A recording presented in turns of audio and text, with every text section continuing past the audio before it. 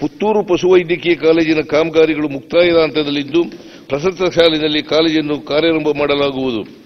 ಮೀನುಗಾರಿಕೆ ಕ್ಷೇತ್ರದ ಸರ್ವತೋಮುಖ ಅಭಿವೃದ್ಧಿಗೆ ಮುಂದಿನ ವರ್ಷಗಳಲ್ಲಿ 3,000 ಕೋಟಿಗಳಷ್ಟು ಬೃಹತ್ ಗಾತ್ರದ ವಿವಿಧ ಯೋಜನೆಗಳನ್ನು ಅನುಷ್ಠಾನಗೊಳಿಸಲಾಗುವುದು.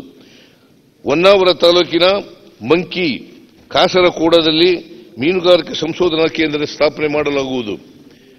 ಭದ್ರಾವತಿಯಲ್ಲಿ ಅತ್ಯಾಧುನಿಕ ಮೀನು ಮಾರುಕಟ್ಟೆ ಸ್ಥಾಪನೆ, ಅಕ್ವಾ ಪಾರ್ಕ್ಗಳ ಸ್ಥಾಪನೆ, ಭಟ್ಕಳ ತಾಲೂಕಿನ ಮುರುಡೇಶ್ವರದಲ್ಲಿ ಸುಸಜ್ಜಿತ ಮೀನುಗಾರಿಕೆ ಹೊರಬಂದರು ನಿರ್ಮಾಣ, ವಿಜಯಪುರದಲ್ಲಿ ಆಲ್ಮಟ್ಟಿಯಲ್ಲಿ ಒಳನಾಡು ಮೀನುಗಾರಿಕೆ ಕೌಶಲ್ಯಾಭಿವೃದ್ಧಿ ಕೇಂದ್ರ ಸ್ಥಾಪನೆ, ಮತ್ಸ್ಯ ಆಹಾರೀಕರಣ ಯೋಜನೆಯಡಿ ಮೀನುಗಾರಿಕೆ ನಿಷೇಧದ ಅವಧಿಯಲ್ಲಿ ಕರಾವಳಿಯ ಮೀನುಗಾರರಿಗೆ ನೀಡುತ್ತಿರುವ ಪರಿಹಾರ ಮೊತ್ತದ ರಾಜ್ಯದ ಪಾಲನ್ನು 1,500 ರೂಗಳಿಂದ 3,000 ರೂಗಳಿಗೆ ಹೆಚ್ಚಿಸಲಾಗುವುದು.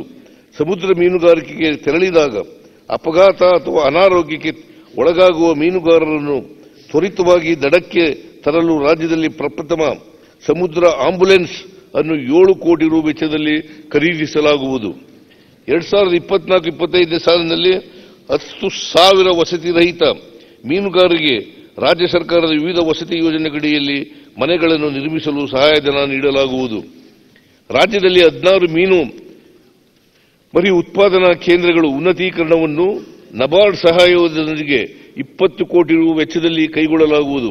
ಚಿತ್ರದುರ್ಗ, ಹೊಳಲ್ಕೆರೆ ಮತ್ತು ಹೊಸದುರ್ಗ ತಾಲೂಕುಗಳ ಗಣಿಬಾಧಿತ ಪ್ರದೇಶದಲ್ಲಿ ಮೀನುಗಾರಿಕೆಯನ್ನು ಕೈಗೊಳ್ಳಲು 6 ಕೋಟಿ ರು ವೆಚ್ಚ ಮಾಡಲಾಗುವುದು. ಸಹಕಾರ ಗ್ರಾಮೀಣ ಆರ್ಥಿಕತೆಯ ಜೀವನಾಡಿಯಾಗಿರುವ ಸಹಕಾರ ವಲಯವನ್ನು ಬಲಪಡಿಸುವುದು ನಮ್ಮ ಸರ್ಕಾರದ ಆದ್ಯತೆಯಾಗಿದೆ.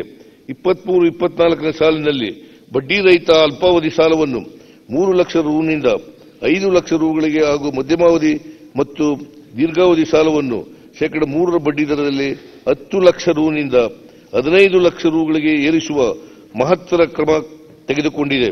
ಪ್ರಸಕ್ತ ಸಾಲಿನಲ್ಲಿ ರಾಜ್ಯದ 36 ಲಕ್ಷಕ್ಕಿಂತ ಹೆಚ್ಚಿನ ರೈತರಿಗೆ 27,000 ಕೋಟಿ ರೂಗಳಷ್ಟು ದಾಖಲೆಯ ಸಾಲಗಳನ್ನು ವಿತರಿಸುವ ಗುರಿ ಹೊಂದಲಾಗಿದೆ.